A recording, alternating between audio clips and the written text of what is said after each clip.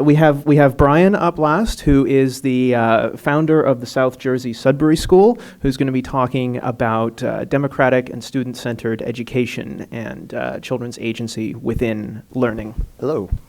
I was amused earlier at the slideshow because just last week, kids in my school were watching a video of Samuel L. Jackson reading that storybook, Go to F to Sleep, and they found it quite hilarious, I think.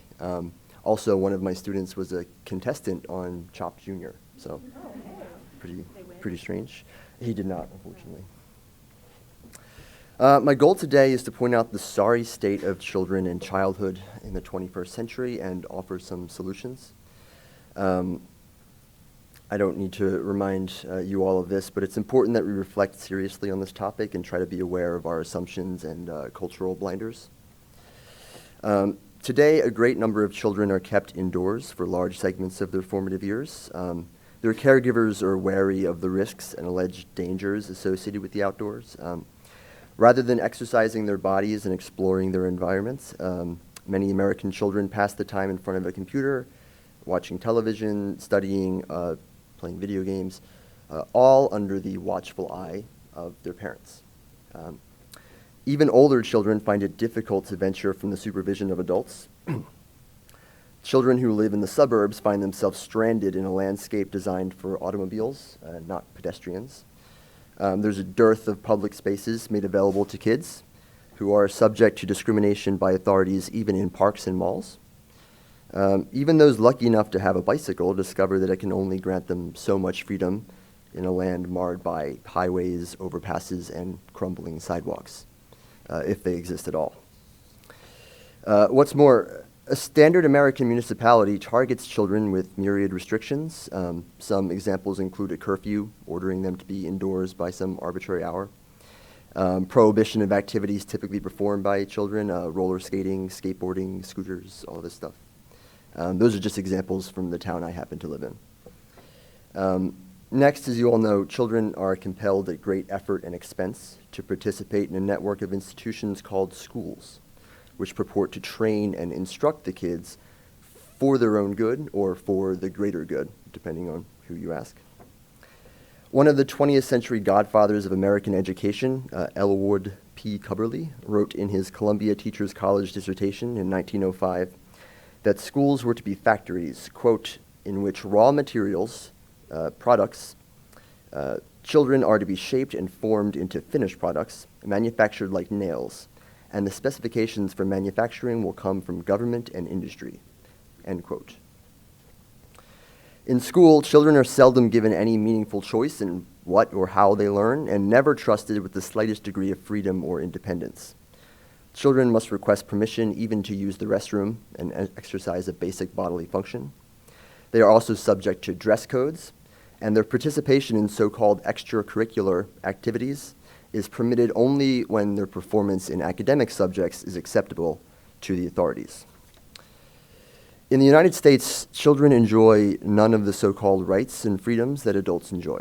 My 10th grade history teacher reveled in telling us and pointing out to me and my peers that we were not entitled to First Amendment protection while we were in school. Indeed, student essays and projects are subject to censorship. Students may not assemble or demonstrate without adult authorization. Even general chit-chat and polite conversation is discouraged in school. Teachers and administrators take every opportunity to silence students and remind them who's in charge. This is strange indeed if the goal of school is to prepare kids for adulthood. Conversation is perhaps the most valuable skill any adult can possess. Furthermore, the content of children's speech is often policed by adults who will scold or punish children for using bad words or disrespectful language, all of which is essentially arbitrary and varies from adult to adult. Children often have no way of knowing which adults will become angry upon hearing certain words, so a distrust or fear of all adult interaction can develop. I encountered this firsthand when I was a tutor. Adults who encounter this typically explain it away, this child is shy, and then go about their business without giving it a second thought. Throughout most of written history, children learned primarily by doing. They assisted their families in household or farm work, they became apprentices, and sometimes achieved their own independence before reaching adulthood. Today, children are often forbidden from working at all.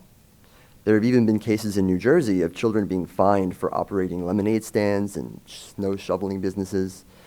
According to state law, children must ask permission from their parents, school district, and doctor before they can be legally employed, even then only in select industries and subject to many restrictions. Any one of these adult authorities may deny the child for any reason. The child has no legal recourse. Despite the fact that a majority of kids have used a social network by age 10, most social media services place age restrictions on users. One must be 13 to create a YouTube account, for example, and only then with parental permission.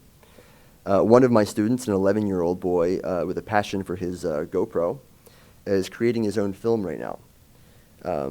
Another student I'm aware of is even younger. He's making videos teaching other kids how to use or how to play Minecraft.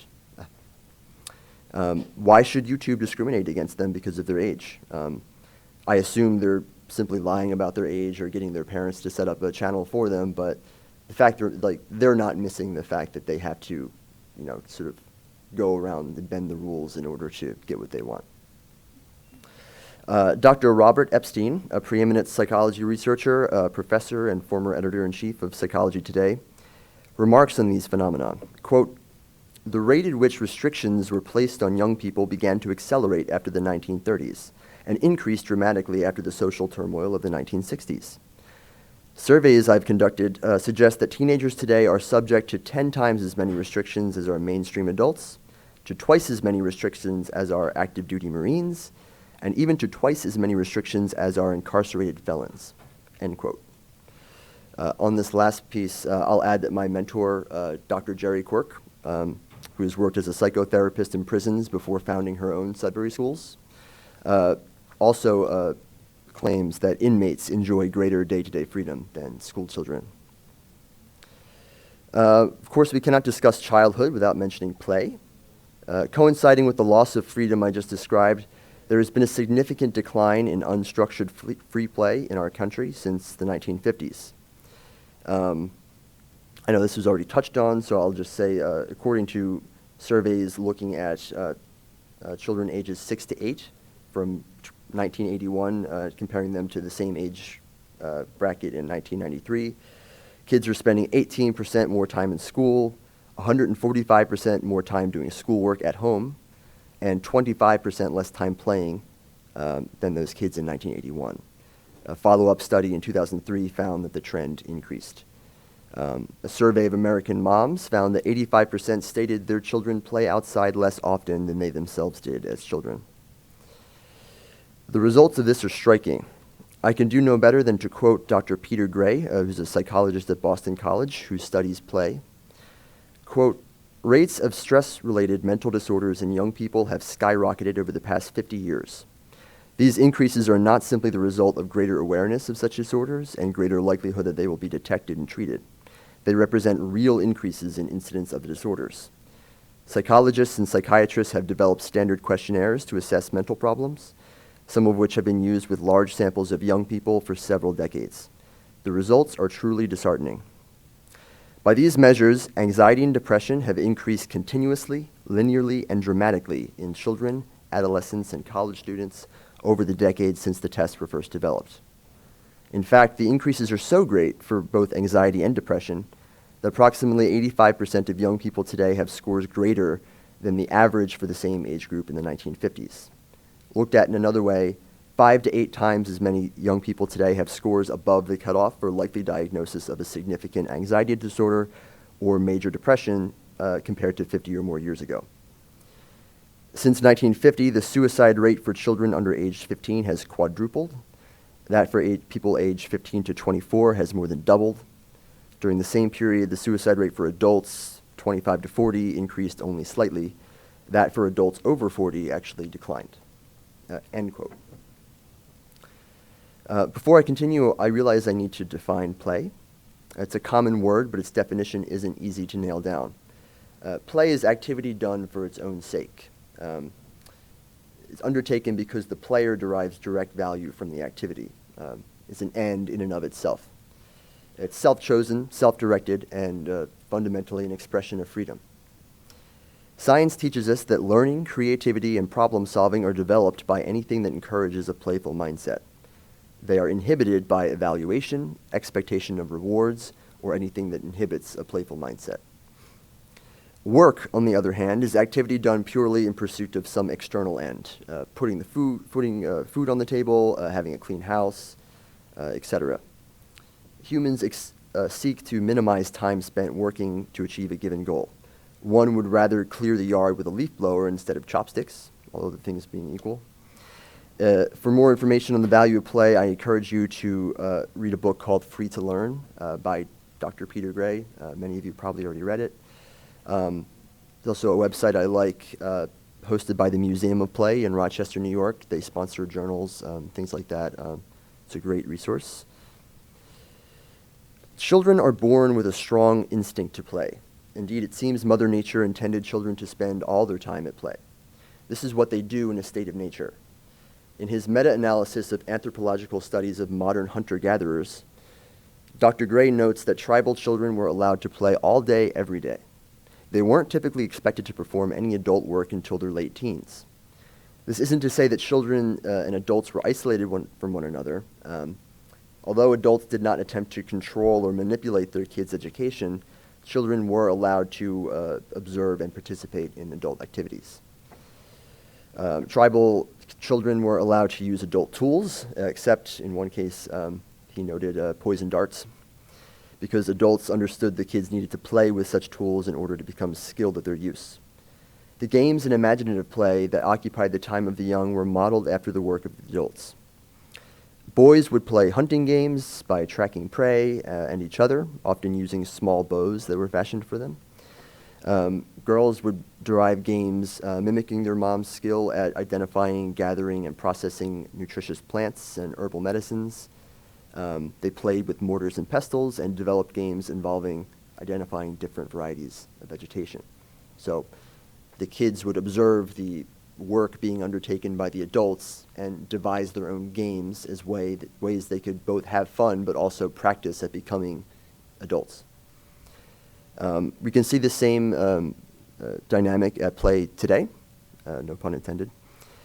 When they can, kids pretend to be superheroes or other figures our culture adores. They play with toy guns, easy-bake ovens, computer games. All of these things familiarize the kids with the tools that adults use all the time in our society. Well, that's great, right? Well, it would be if that were the whole story. Children today are compelled to spend most of their time not playing, but working in school. They are made to work at achieving the highest grades possible, despite the fact that grading has been demonstrated to be racially and gender biased and essentially arbitrary. One teacher's A may be another teacher's B. One teacher might like you, another scorn you. Kids are made to work long hours at learning and mastering useless skills, cursive writing, memorizing the state capitals, ad infinitum. Nothing is more heartbreaking than watching a young child experiencing anguish and stress because he or she is having difficulty filling out some homework assignment, some worksheet that they can't understand.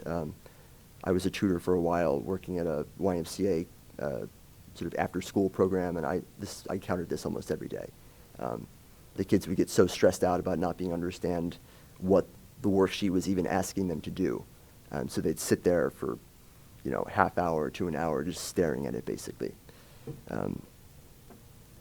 All of this is done to fulfill a compulsory curriculum devised by a political caste for political motives, a curriculum which the children, and indeed even the parents, had no role in constructing.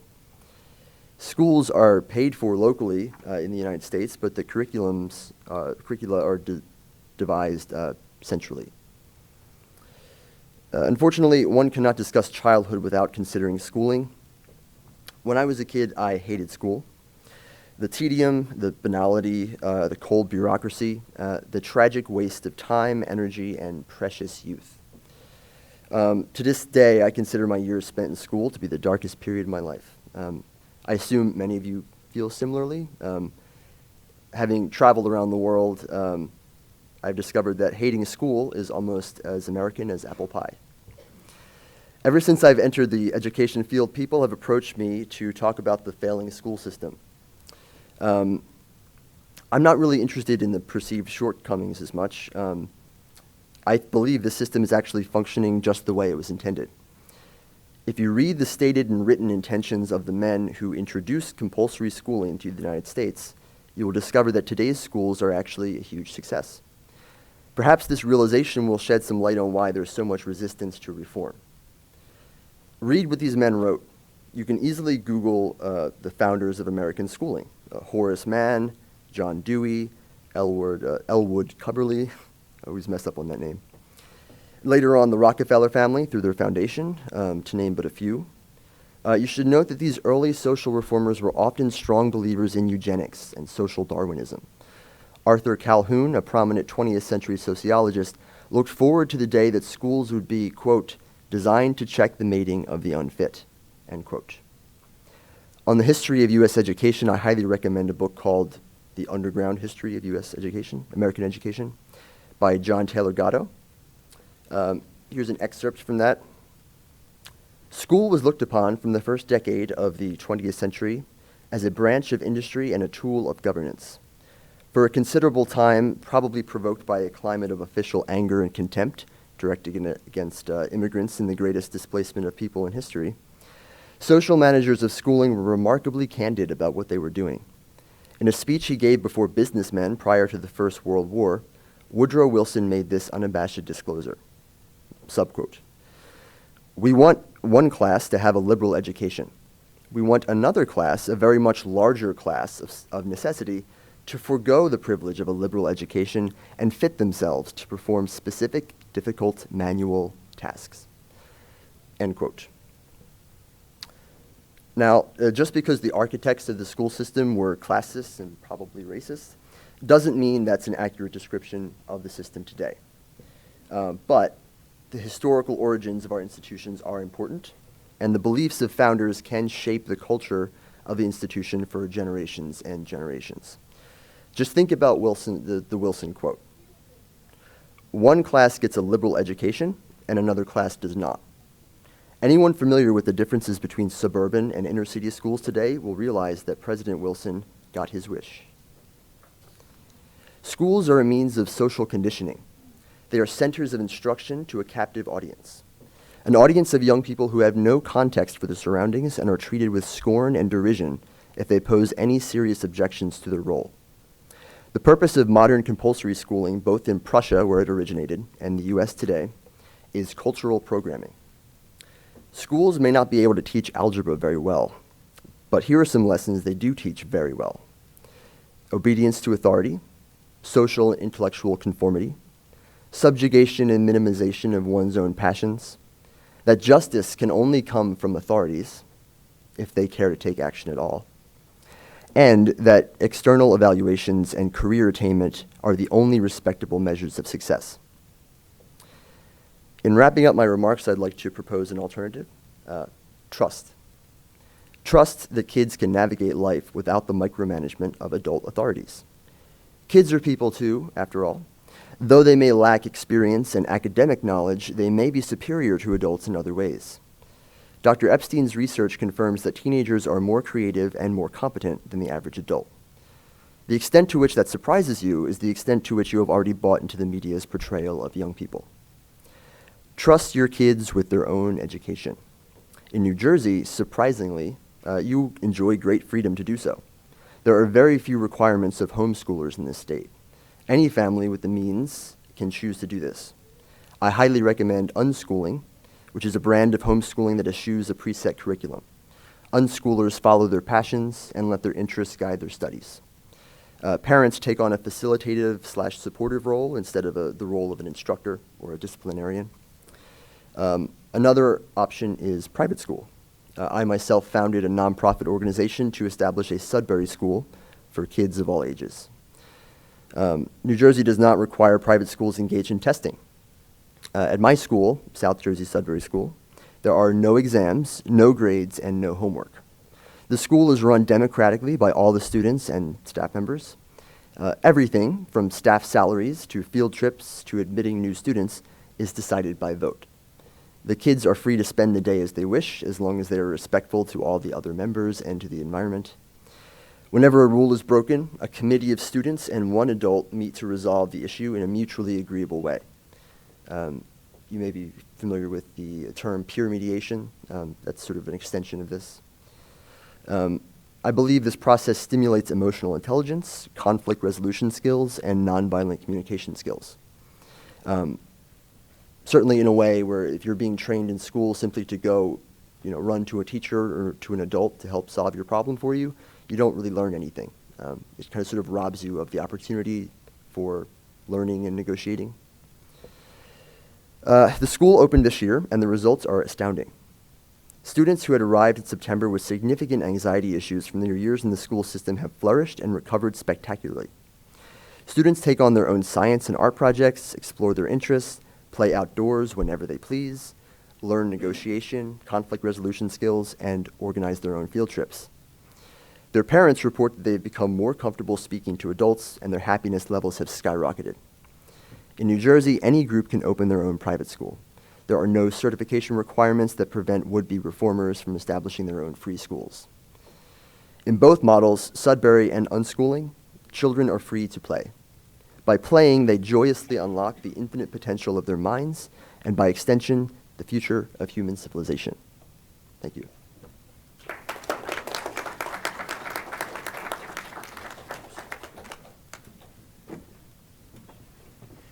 Thank you, Brian.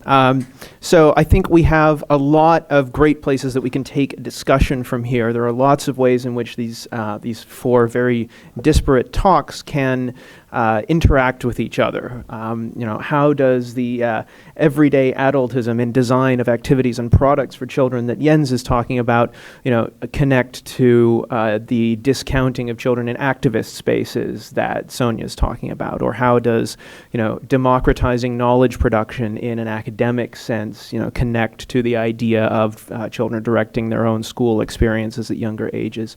And these are discussions that I really want us to have time to tear into, rather than just kind of, throwing questions from the audience up to the stage and throwing back a single answer and then moving on, which is why I've set up what we're calling a lunchtime roundtable session. So next door, we have lunch that actually has been in there for about 10 minutes now. And our keynote panelists are going to be spending the next hour and a half circulating from table to table, speaking with all of you about their talks and each other's talks and whatever other things may come up. So I would like to invite you to join us for that. And then we will see you, hopefully, all of you downstairs for our second breakout sessions of the day, which are starting at 1:40. Thank you, and let's give our presenters another bit of applause here.